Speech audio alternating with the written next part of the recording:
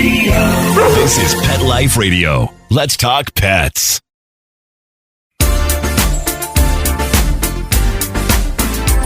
Rappaport to the rescue with award-winning animal advocate, best-selling author, journalist, and pet products creator, Jill Rappaport. Hi, welcome to Rappaport to the Rescue. I'm Jill Rappaport. With Valentine's Day coming up, I have got the ultimate love story between a young, courageous girl and the irreplaceable bond she has with her beloved dogs that have truly changed her life forever. Today, you're going to meet Michayla Hopkins. And please remember that name because this 11-year-old is one of the most inspirational young girls you will ever meet. You see, Michayla is battling a rare form of cancer that does not respond to chemotherapy. But she has gotten so much strength, hope, and happiness from the amazing dogs that surround her. And just last week, Michayla made history by competing against adults, one of 3 ever, in the best of breed rounds for Vizslas at the 150th Westminster Dog Show, which was truly a once-in-a-lifetime dream come true for her. So when we come back, you are not going to want to miss this interview with this extraordinary child, Michayla Hopkins. You know the expression, cats have 9 lives. Well, what if you can give them one more? The Give Them 10 movement is on a mission to help give cats an extra life. How? With spay and neuter. Spaying or neutering your cat helps them live a longer, healthier life. And it helps control free-roaming cat populations too. Learn more about the benefits of spay and neuter and meet Scooter, the neutered cat, at GiveThem10.org. That's GiveThem10.org. Let's Talk Pets on PetLifeRadio.com.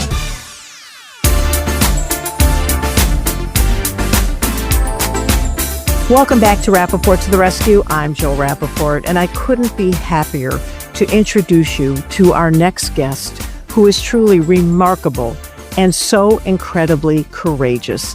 This is not only a beautiful love story, just in time for Valentine's Day, between a young girl and her amazing dogs, but it is also the ultimate who rescued who celebration. This young lady with us today is Michayla Hopkins, who's only 11 years old and made history last week at the 150th Westminster Dog Show as one of the youngest handlers they've ever had. And this experience was something Michayla has dreamt about since she could walk and talk. She has loved dogs since the day she was born, and participating in the most famous dog show in the world really does prove that miracles can come true. She has gone for her dream and pursued it with guts and gusto, despite the fact that she has debilitating health challenges. And I am so honored to meet you, Michayla.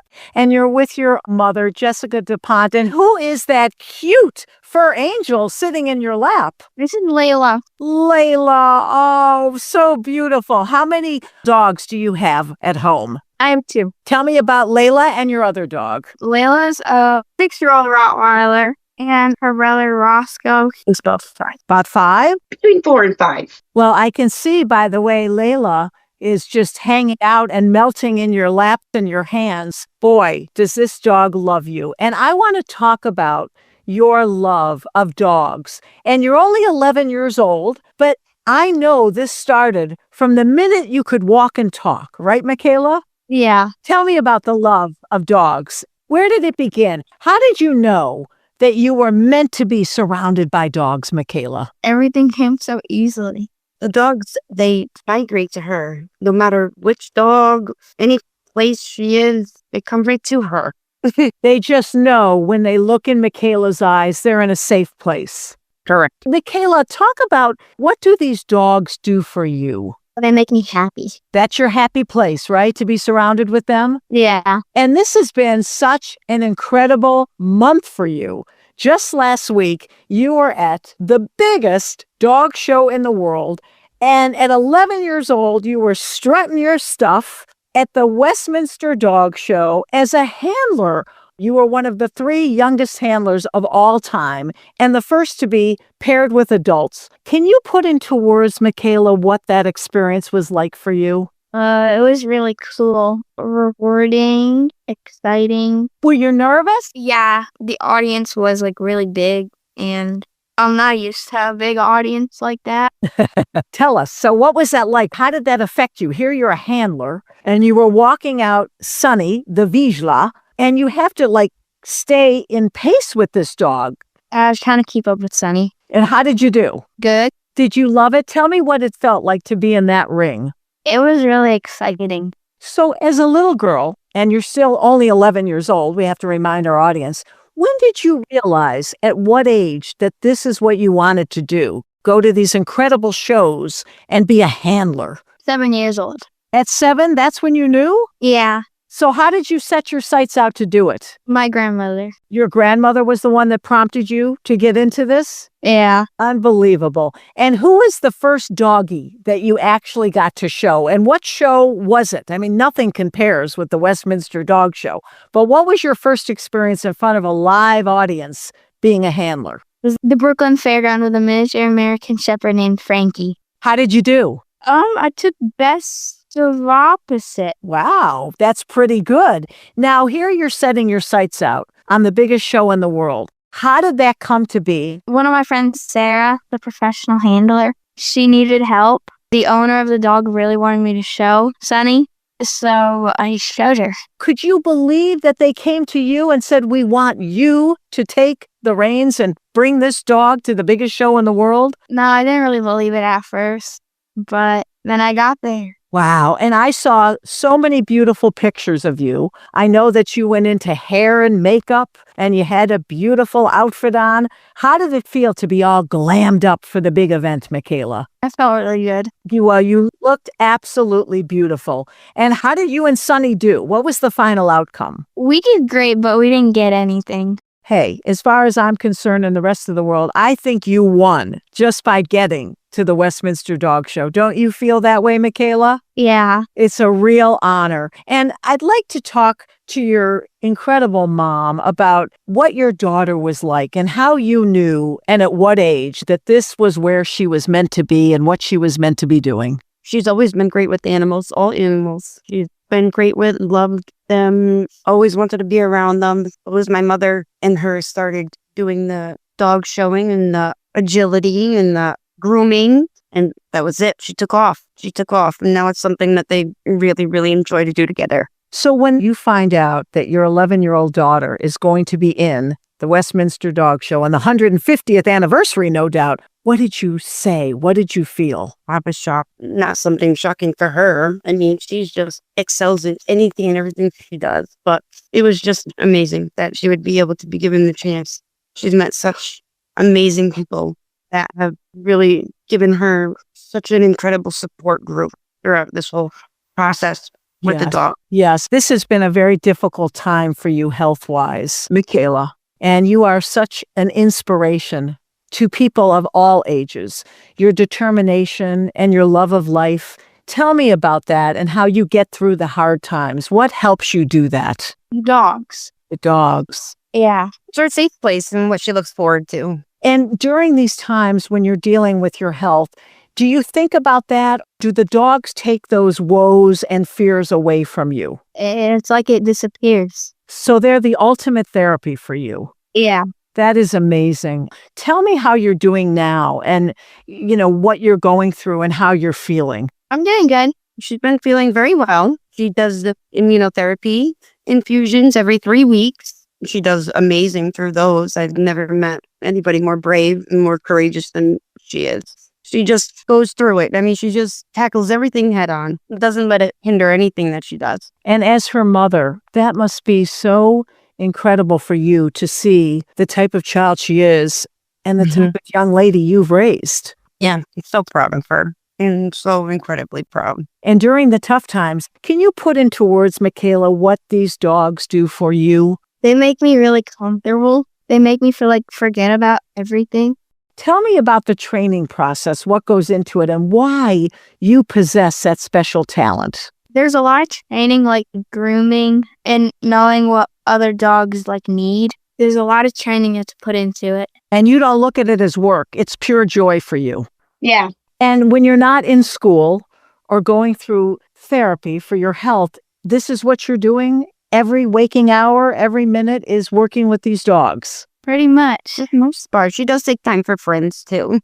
Well, you have to do that. And you've become a little celebrity in the last week. You were everywhere on every network and People magazine. It was amazing, the coverage that you got. Jessica, what does it mean to you to see where she's at now and what she accomplished? Well, it means everything. We're just going to her to keep going and keep thinking about what she wants to do in the future so that, she can get through every obstacle that comes her way. And is that what you taught her, especially during these challenging times with her health? What we're trying to work on, along with my mother and her father and everybody, trying to just make sure that she doesn't dwell on what's going on and focus on the good, the positive. And it seems to me, Michayla, you're doing a wonderful job at that. You must be so proud and happy.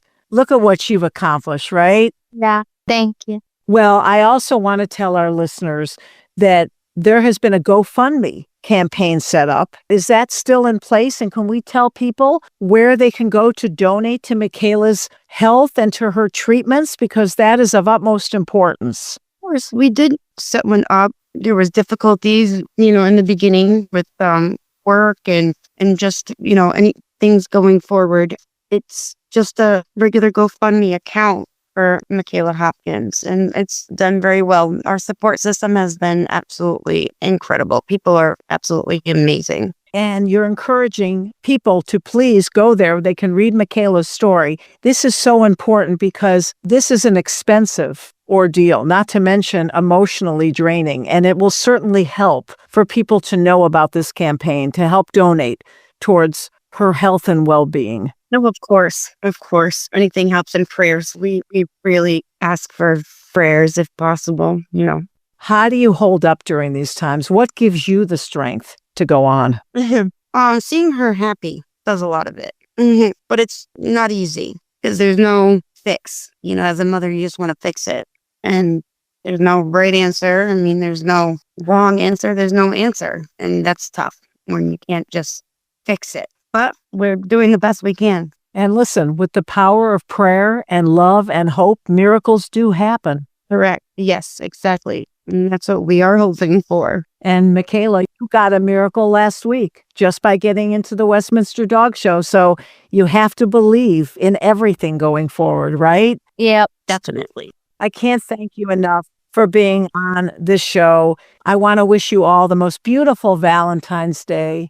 You as well. Thank you Oh, you're so welcome. so much for having us. Thank you for being here. Michayla, you're going to love this next segment because when we come back, we're going to go from dogs to cats because I have a special cat correspondent, Deborah Cribbs, who brings us all the latest feline news from all over the country. So stay tuned. Spanning the planet. You've landed at the pet entertainment center of the universe. Alert the paparazzi. This is Pet Life Radio, the ultimate animal adventure. Let's talk pets. Let's talk pets On Pet Life Radio. Pet Life Radio. PetLifeRadio.com. Catch up, let's hear it now. Whiskers twitching, tails up, wow. Cat Chat with Deborah Cribbs, founder of the Give Them 10 movement. Welcome back to Rappaport to the Rescue. I'm Jill Rappaport, and with Valentine's Day just around the corner, I am thrilled to have my one and only cat correspondent with some really exciting news that we're all going to fall in love with. Right, Deborah? And you're back at the Cincinnati Zoo. Yay, absolutely. Here we are back again with Dr. Lindsay Van Zant. She's the director of Imperial Cats. I love that. At the Cruise Center at the Cincinnati Zoo. So she's the research scientist, essentially. And over a number of years, our organization, Give Them 10, has funded Lindsay and her research. Now, it's Valentine's Day. So what do we love? Jill, we love cats. You love dogs. You love horses. We love cats. All kinds of cats. Now, I love what cats. cats are we really in love with right now? We are in love, Lindsay, with community cats. A community cat is a cat that lives outside in the community, maybe is helped by humans, maybe not. Lindsay, Dr. Lindsay, I should say, and all of her support staff, all the great scientists here, have worked on a project for us about community cats and non-invasive spay-neuter. Holy grail again, folks. We talked about it in January. Non-invasive spay-neuter for community cats. Oh my gosh, game changer. Oh my gosh, absolutely. So when you think about how we could apply this, rather than having to do the traditional trap neuter return, where once the cats are trapped, they're transported to a surgical facility, there is an obvious recovery period afterwards, we can simply, when we trap the cats in the field, give them the injection and release them the same day. No anesthesia, no surgery, no recovery time. I mean, this is amazing. So if you think about it, you take your cat or dog to a vet to have them fixed, right? Mm-hmm. It is surgery under anesthesia, like with humans, with some kind of recovery period, which I know to be usually overnight. Now, I'm not the vet here, folks, but once we trap them, you have to get them out of the trap to do this. So what would be the method, Lindsay, if somebody brings a trap in with a cat to be fixed, in this case, non-invasive spay? Is there any possibility that you could keep the cat in the cage and not even have to take him out of the trap? Oh, absolutely. I think this is probably a similar technique when cats are getting trap neuter return to a vet clinic. Oftentimes the cage they're in, we have techniques where we can safely inject them while they're still in their cage. So yeah, absolutely. That's the dream. There'd be no need to even remove the cat from the trap. This would save so much time and, let's be honest, so much money. Absolutely. Exactly. If this comes on the market, if it's approved, we believe it will be. So let's say when it's approved and when it hits the market, as always, it'll probably start with a higher price and then go down as most drugs tend to. But this is truly a game changer when it comes to community cat care, right? If we want this to be impactful, truly impactful, it has to be affordable for our trap neuter return programs, for our shelters, for our pet owners that don't have great access to vet care right now. And so we are looking at aspects of that, such as how do we manufacture this? So we have to scale up a manufacturing platform that's robust enough that we can produce this in great numbers and efficient enough to make it affordable. So that is definitely something that's on our mind. Yes, and in return, this will help our numbers go up for adoptions. Absolutely. So if you love for Valentine's Day your pets, know that this is coming. And if you see a community cat on the street, Jill, as always, I will remind our listeners here, make sure you know if that cat is spayed or neutered. First way to tell, a little tip on the ear. Otherwise, you may have to get a little bit more creative. Trap the cat, take him to the vet, and the vet will tell you. But let's get all these cats spayed, neutered, right? Great message of love and hope and promise. Thank you, Deborah. Thank you, Dr. Van Sant, so much. And thank you all for tuning in today to Rappaport to the Rescue. Let's Talk Pets, every week on demand, only on PetLifeRadio.com.